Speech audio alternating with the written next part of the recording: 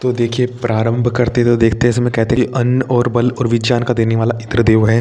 तो इस इंद्रदेव को इंद्र देवता ने जो है मंत्र को सजाया है, मंत्र से वह फिर राज्य चलाता है, राज्य वाला हुआ उस इंद्र ने। जो मनुष्य जो पदार्थ चाहे वह राजा होता है ना, तो ठीक उसी प्रकार राजा और उसकी इंद्र, उसकी सेनापति अर्थात उसकी जो बिजली और उसकी विद्युत आदि उसकी तरंगे हैं, जो उसकी तरह सेनापति है, तो उससे उसने पूरे राज्य में बैरियों को, असुरों को ध्वस्त किया। देखो अग्रायण अर्थात नए यज्ञ की प्रारंभ की बातें। देखो कहते हैं कि वर्षा जुड़ी है नए इस पूरे संसार से। अगर सोम औषधियों में सोम है, तो उसी प्रकार दे अर्थात नवीन अन्न में इंद्र है। सृष्टि में उसके ही द्वारा नया अन्न हमें लाभ देगा। जिस प्रकार इंद्र का राज्य हमें बढ़ता है ना, उसी प्रकार राजा का राज्य बढ़ता है। तो ठीक उसी प्रकार इस प्रकार यज्ञ करने वाले का भी ऐश्वर्य इंद्र की भांति बढ़ेगा। वह भी सोम औषधियों से रोगादि निर्मित होगा, वह भी पूर्ण लाभ लेगा। तो हम देखते थे आगे। औषधियों अन्न आदि पदार्थों के पकने पर इंद्र आदि वैश्वदेवा और सोम के लिए चरु के विषय में कथा।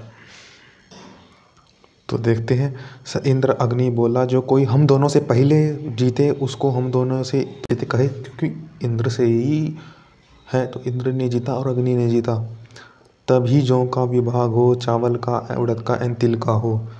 विश्वदेवा ने कहा कि फिर इसने ही इंद्र ने अन्न में वह यजमान फैलता है, इस अन्न रूपी अग्नि रूपी वर्षा में यजमान फैलता है।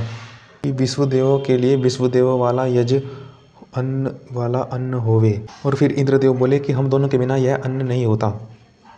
स यूयम प्रयतः अस्तु इति, तुम प्रसिद्ध करते हो तुम मुझ में ठहरे हुए इस अन्न की, वह ईश्वर वृष्टि से सब पकाता है, इससे वह इंद्र व अग्नि जीतेगा, इसमें हम दोनों का भाग होवे।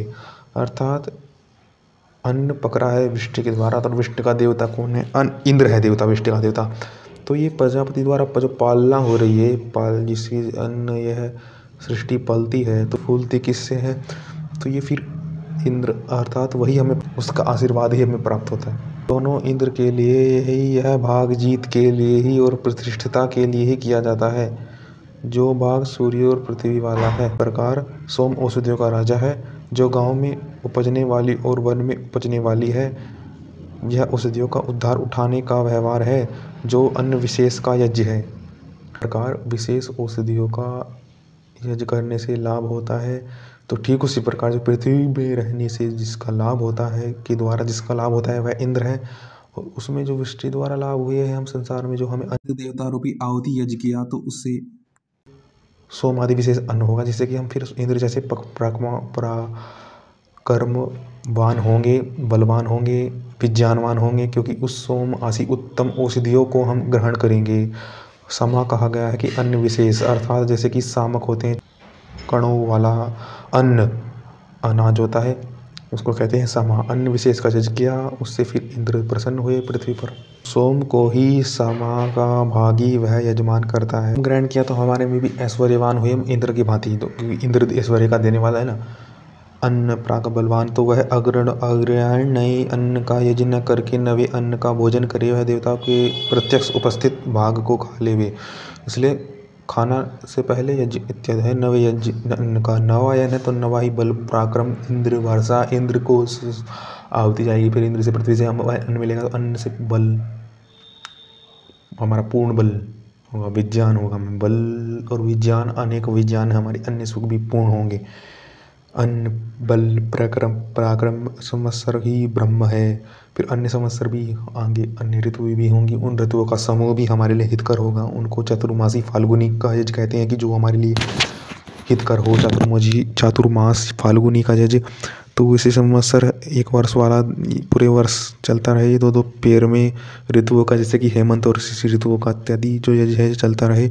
इंद्र और उसका देने वाला यही है। और उसमें अनेक अनेक त्रिष्टुप छंद हैं, कि 11 ही मंत्र बोलते हैं। 11 वाला त्रिष्टुप छंद है। त्रिष्टुप 3 जोड़े, अर्थात बांस अथवा त्रिशूल वाला वज्र है इंद्र का। इंद्र सेनापति राक्षसों को हटा देता है। तो यही है कि उस पृथ्वी में ऐसे ऐसे शक्ति सामर्थ्य आएंगी, कभी उसके त्रिशूल आएंगे, क्या कभी वह एक तरह से जो इंद्र है विराट चंद आएगा, उस विविध राज से उत्पन्न वैरी को रोक देता है। कभी अपने 10 अक्षर हैं, कभी 11 अक्षर हैं, छंद हैं, 10 विराट है, 11वां ऋतुप छंद है और ब्रह्म के ज्ञान से ये एक साथ आक्रमण करते हैं, अलग अलग करते हैं, ऐश्वर्य पर निर्भर करता है। इनके भय से अन्य लोग भी डर जाते हैं या फिर वह एक तरह से एक अन्य सब लोग मिलकर एक आक्रमण करते हैं।